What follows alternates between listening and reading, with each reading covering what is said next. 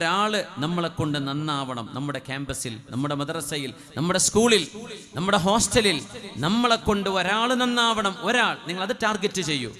ഒരാളെ വ്യഭിചാരത്തിൽ നിന്നും, മദ്യപാനത്തിൽ നിന്നും, ലഹരിയിൽ നിന്നും മോചിപ്പിക്കാൻ എന്നെ കൊണ്ട് കഴിയണമെന്ന് ഒരാണും ഒരു പെണ്ണും, മുസ്ലിമച്ചായ ആൺകുട്ടികൾ, പെൺകുട്ടികൾ അതാണ് നിയ്യത്ത് ചെയ്യണം. നമ്മൾ പറയും, മക്കളെ നിങ്ങളത് ചെയ്യരുത്. അത് ചെയ്യരുത് എന്ന് മാത്രമല്ല, നിങ്ങൾ മറ്റുള്ളവർക്ക് നന്മയുടെ മാതൃകയാവണം.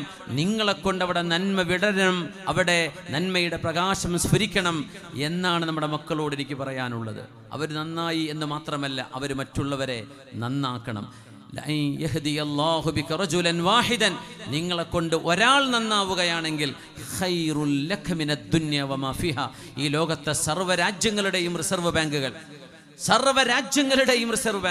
യുണൈറ്റഡ് നേഷൻസിന്റെ വരുമ, ഇതൊക്കെ നിങ്ങളുടെ കയ്യിൽ കിട്ടിയതിനേക്കാളും വലുതാണത്രേ ഒരാൾ അള്ളാഹുവിനെ ഭയപ്പെട്ട് ജീവിക്കുന്ന ഒരവസ്ഥയിലേക്ക് നിങ്ങളെ കൊണ്ട് മാറാൻ കഴിയുന്നത്.